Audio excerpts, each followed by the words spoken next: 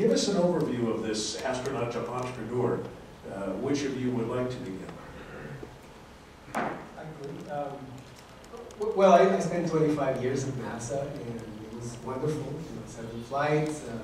In the midst of doing all of that, I was fortunate enough to be able to pursue a research dear to me, which is the development of alternative means of rocket propulsion using high temperature plasma. And so I was able to continue this research up until the point where the technology had matured to the level where I thought actually the government was a hindrance. It was slowing things down. There was a major budgetary cut that took place in 2005, probably due to all the usual, congressional realities of, what's going to be funded and what not. And it was a real massacre that took place in all the advanced technologies. And NASA went back to the old days, back to the Apollo way of doing things. And I felt this was the right moment.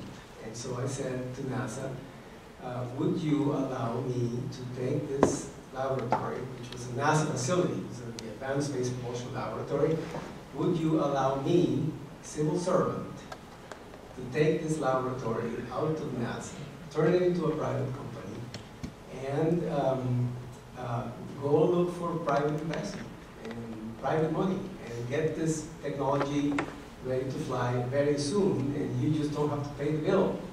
And they said yes. And that's how that Astro Rocket Company was born.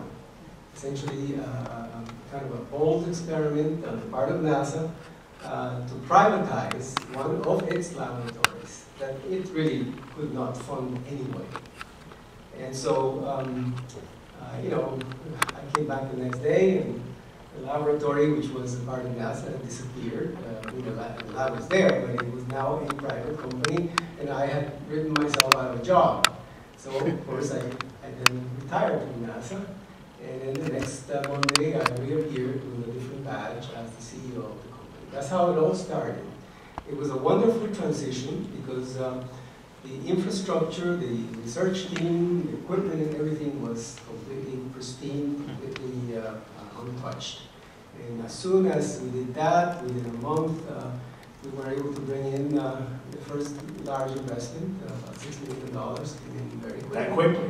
Very quickly, from an angel investor, and we were off and running. And I'm very happy to tell you today that after 5 years of operation, we're ready to fly. And in fact, just this afternoon, we achieved the 201 kilowatt mark. And we wanted to get to that milestone this year. And we have just achieved it this afternoon. Just kind of Each of you learned from either the entrepreneurial or the investor side, or both, that you didn't know and that would be valuable to people here today. I learned a lot of financial discipline, stuff that really seems to be not within the realm of NASA. I guess I couldn't see that. The budgets were very confusing, the numbers confusing, nothing really added up. When you're in the private sector, the bottom line is, you got to show the numbers. When it's your money, it's a little different perspective. It's very important to be very precise about what you're doing with the money. And being able to do that, having control of your money, is something that is liberating. I thought it was extraordinary to be able to do that. We were able to put a budget in place, execute the budget, click the milestones, and tell the investors, look, here it is. This is what we promised. Here it is. Now we go for the next phase.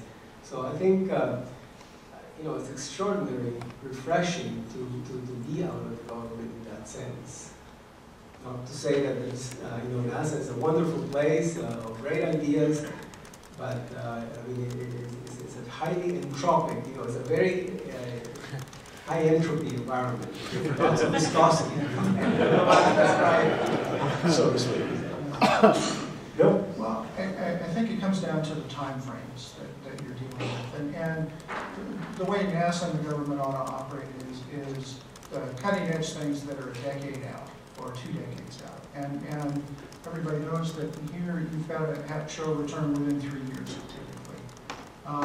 And so there's a role for government, and then I think there's a role for private commerce. And the vision for space exploration was written intentionally to leave LEO the domain of commerce,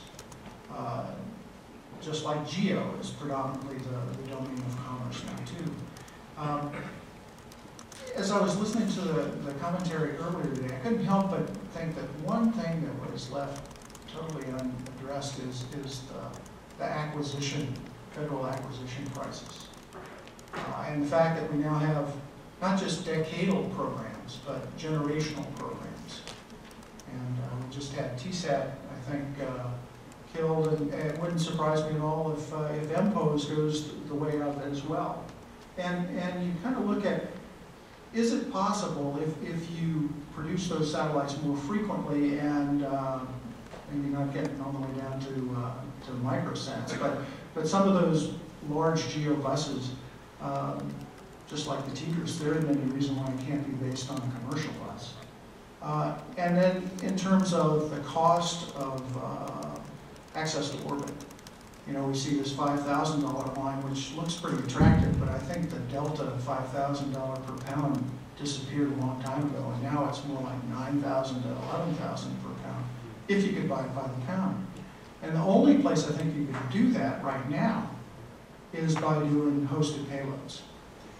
By being able not just to put all your money into that bus and into that launch, but all your money into the payload.